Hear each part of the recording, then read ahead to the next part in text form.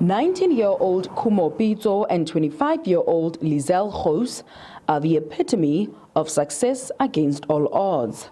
The two para-athletes, born in Bloemfontein and Klerksdorp respectively, were born with medical conditions that limited their physical abilities. But their optimism and determination would not let their conditions deter them from living their dreams. These are their stories. I was 5 years old when I had a stroke, and I think at that time it was more of a challenge for my parents maybe and for my family. There were a lot of doctors that had no hope for my future. A lot of them told me that, told my parents that they give me just 2 years to live. But yeah, I'm very blessed. They never made me felt like I was disabled or there wasn't anything I couldn't do. When I was born, I was a stillborn baby. For 15 minutes I was dead. And then I woke up again, and the doctor said everything would be fine after that. And obviously my arm was a bit affected, and it was rotated, and throughout the years we haven't found a solid diagnostic for it. But as you can see, my arm is a bit contracted and small in size, and my muscles are a bit underdeveloped, as one would say. One thing they have in common is resilience and years of dedication in nurturing their passion. In 2016, I was still in high school. I was 17 years old, and I competed there in the 100 and 400 meters. And I think, from 2012, when I started with athletics, that was the big goal and the big dream. And once I was there, experiencing everything, taking in 4 years of hard work, it was just, for me as a 17-year-old high school kid, such a privilege to be there competing against the world's best athletes. I've been playing sports basically my whole life, but I've been focusing on athletics since I was grade 6. And then grade 7 I went to my first national championships under able-bodied. And then throughout high school, obviously COVID had a big impact. And then throughout high school I started again in grade 11.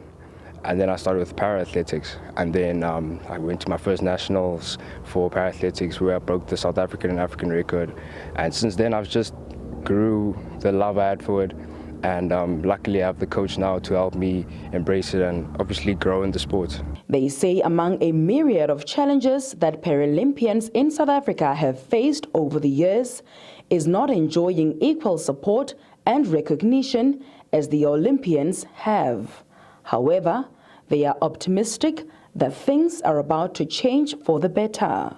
It wasn't really recognized in the past, but now with our new minister, where he equaled the incentives for the Paralympians and the Olympians, that just showed how improvement is being worked upon. And for that, it means a lot for the para-athletes, because I feel like some of them didn't get the recognition they deserved. And the fact that we, the 26th that was chosen, have the opportunity to go display the God-given talents and the same amount of hard work we put in at the Olympic and Paralympic stage, that's just all we wanted. If people living with disabilities can just experience a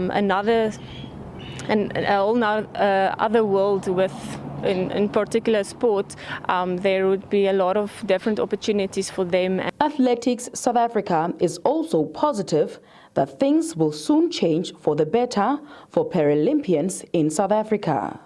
Paralympic sports are worldwide these days, especially athletics.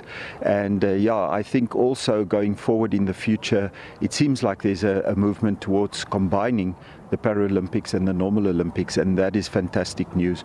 So for our athletes, in certain ways we've been more successful with Paralympics, and I hope this year again both our teams will do extremely well in Paris. For now, it is all eyes on the pinnacle of sporting events, France, as Gous, Pitso, and other South African athletes and para-athletes will be waving the country's flag in Paris.